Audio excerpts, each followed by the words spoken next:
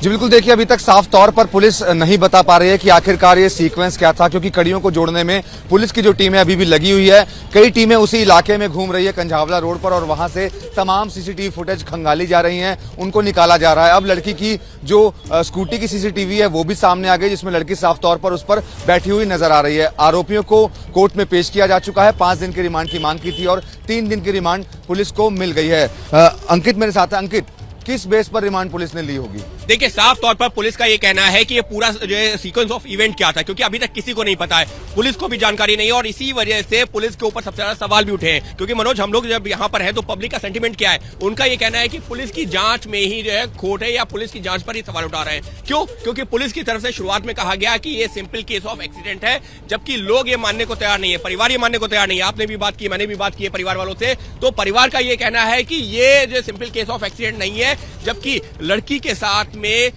उसका यौन उत्पीड़न किया गया, इस तरीके के गंभीर आरोप, और इसी वजह से मांग ये की जा रही है कि पोस्टमार्टम होना चाहिए और सच सामने आना चाहिए। इसी आधार पर पुलिस ने यही सारी दलीलें कोर्ट में दी हैं, और ये साफ तौर पर कहा है कि अगले जो है 2-3 दिनों के दौरान, 5 दिन की रिमांड की मांग की थी लेकिन 3 दिन मिली है, तो अगले 3 दिनों के दौरान जो पोस्टमार्टम रिपोर्ट तो यहाँ पर आएगी सामने, लेकिन जो पूरा सीक्वेंस ऑफ इवेंट रहा था, यानी कि क्या घटना हुई थी, उसका पूरा जो है एक तरीके से ब्यौरा तैयार करना है। बिल्कुल, जिस तरीके से अपने बयान दिए हैं उन आरोपियों को वेरीफाई करने बिल्कुल आप नजर बनाए रखें। अंकित और मनोज, मैं लौटूंगा आपके पास। एबीपी न्यूज पर खबरों का सिलसिला लगातार जारी है। फिर शर्मसार हुई देश की राजधानी।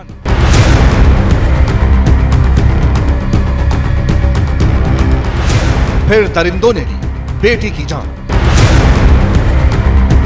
फांसी चाहिए, ये फांसी चाहिए। एक बेटी खिसकती रही, दिल्ली पुलिस सोती रही। ये तो रेयरेस्ट ऑफ रेयर क्राइम्स में आता है। ऐसे लोगों को तो फांसी की सजा मिलनी चाहिए। एलजी विनय सक्सेना जी को तुरंत बर्खास्त करना चाहिए। इस प्रकार का भाषा का प्रयोग किया जा रहा है, जिस प्रकार की राजनीति की जा रही है, वो निंदनीय है। इंसानियत शर्मसार, गुस्से में परिवार।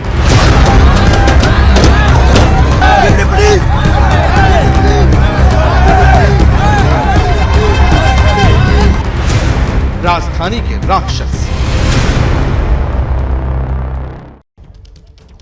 नमस्कार, एबीपी न्यूज पर हाजिर हूं मैं रोमाना इसार खान। मैं स्टूडियो में नहीं हूं, इस वक्त राजधानी दिल्ली की सड़क पर मैं मौजूद हूं, और मैं इस वक्त मौजूद हूं सुल्तानपुरी इलाके में। पीछे देखिए मेरे, ये सुल्तानपुरी का थाना, ये वही थाना है जहां इस वक्त वो कातिल कार जिसमें दरिंदे सवार थे, वो कार यहीं इसी थाने में पार्क्ड है। इसी थाने में वो स्कूटी खड़ी हुई है जिस पर वो लड़की मौजूद थी, और इसी थाने में अब से कुछ देर पहले तक वो 5 आरोपी भी मौजूद थे। सबसे ज्यादा सवाल दिल्ली को और देश को नए साल में दहलाने वाली जो सबसे बड़ी घटना है उसने उठाए हैं, वो यकीनन पुलिस पर उठाए हैं, क्योंकि एक तरफ अपराध होता है और वहीं दूसरी तरफ इस पूरे मामले में दिल्ली पुलिस की लापरवाही, दिल्ली पुलिस की नाकामी जो सामने है। और ये सब बातें आपका चैनल एबीपी न्यूज यहां सुल्तानपुरी थाने के बाहर से खड़े होकर हम कह रहे हैं। हम लगातार इस बड़ी कवरेज पर बने हुए हैं। अब से कुछ देर पहले इस पूरे मामले पर दिल्ली पुलिस की तरफ से प्रेस कॉन्फ्रेंस भी की गई है, और इस बीच आप देखिए यहाँ पर किस तरीके की हलचल है।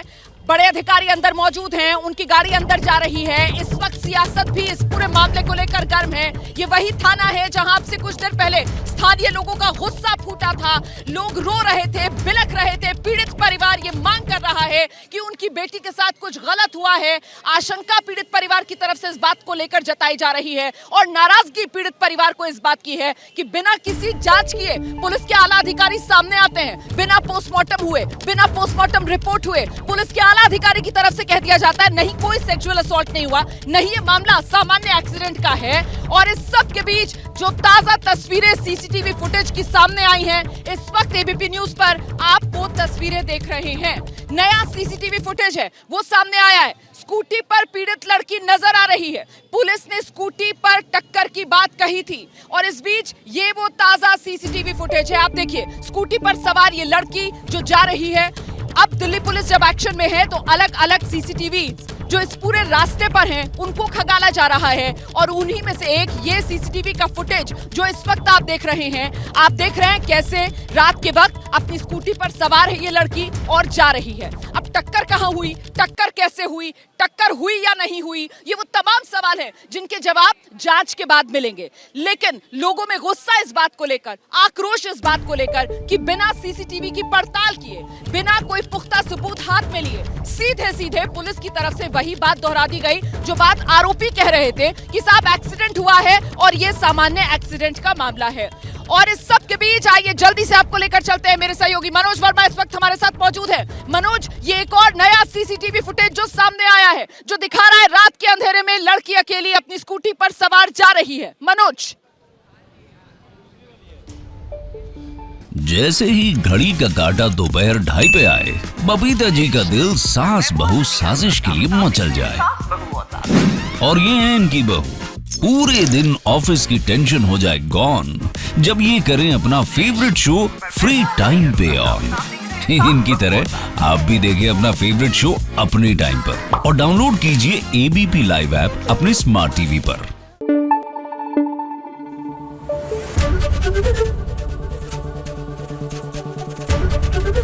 एबीपी न्यूज आपको रखे आगे।